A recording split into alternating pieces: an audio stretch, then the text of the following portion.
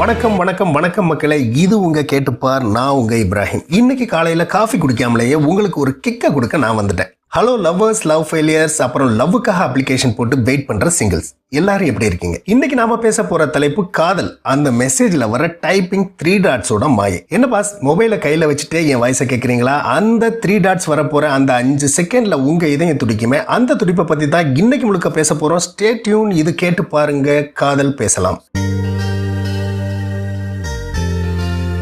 மக்களை யோசிச்சு பாருங்க, அந்த காலத்துல புறா விட்டு தூது அனுப்புனாங்க, அப்புறம் லெட்டர் போட்டாங்க. ஆனா இன்னைக்கு வாட்ஸ்அப் தான் நம்ம காதலோட மெயின் ஜங்ஷன். ஒரு பொண்ணுக்கோ இல்ல பையனுக்கோ மெசேஜ் பண்ணிட்டு அந்த டபுள் ப்ளூ டிக் வர்ற வரைக்கும் நாம படுற பாடு இருக்கே, ஐயோ ஏன் இன்னும் பார்க்கல? டேட்டா ஆஃப் பண்ணிட்டாங்களா, இல்ல நம்மளை இக்னோர் பண்றாங்களா? இதுதான் நம்ம மைண்ட் வாய்ஸ்.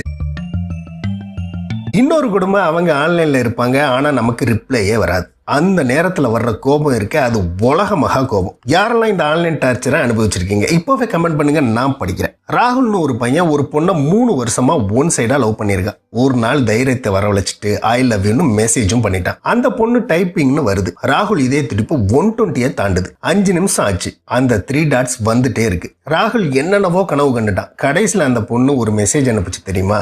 அதுல வேற எதுவுமே இல்லைங்க, வெறும் ஒரு எமோஜி மட்டும்தான். ராகுல் நொந்தே போயிட்டான்.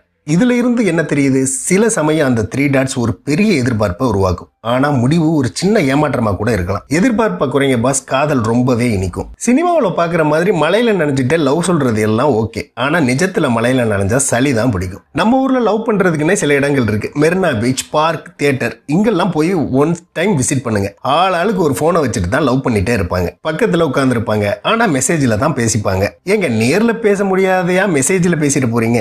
உங்க பார்ட்னர் கண்ணா பார்த்து பேசுற அந்த ஒரு செகண்ட் எக்ஸ்பிரஷன் அது எந்த எமோஜிலையும் கிடைக்காது மக்களே. சரி, இன்னைக்கு எபிசோடோட எண்டுக்கு வரோம். ஒரு முக்கியமான டிப்ஸ். யாராவது ஒருத்தர் உங்களுக்கு ரிப்ளை பண்ணலன்னா உடனே அப்செட் ஆகாதீங்க. அவங்களுக்கு வேற வேலை இருக்கலாம், இல்ல வேற ஏதாவது மூட் அவுட்ல இருக்கலாம். காதல்ங்கிறது ஒருத்தர் சுதந்திரமா விடுறதுல தான் இருக்கு. அவங்க ஆன்லைன்ல இருக்காங்கிறதுக்காக உங்களுக்கே மெசேஜ் பண்ணணும்னு அவசியம் எதுவும் கிடையாது. அவங்களுக்கும் ஒரு பர்சனல் லைஃப் இருக்கு. அந்த ஸ்பேஸை கொடுங்க, உங்க காதல் இன்னும் ஸ்ட்ராங் ஆகும். அப்புறம் முக்கியமா அந்த டைப்பிங் பார்த்து உங்க டைமை வேஸ்ட் பண்ணாதீங்க. நீங்க உங்க வேலையை பாருங்க, வர்ற மெசேஜ் தானாவே உங்களுக்கு வரும். அப்படியே இந்த நேரங்கள் ஓடி போச்சு. இன்னைக்கு நாம பேசினது ஒரு ஆரம்பம் தான். இன்னும் 9 எபிசோட் இருக்கு. அடுத்த எபிசோட்ல எதிர்பார்ப்பு, அதான் காதலனோட பெரிய வில்லன். அதை பத்தி அதிரடியா பேச போறோம். இந்த வீடியோ உங்களுக்கு பிடிச்சிருந்தா அந்த லைக் பட்டனை தட்டிடுங்க.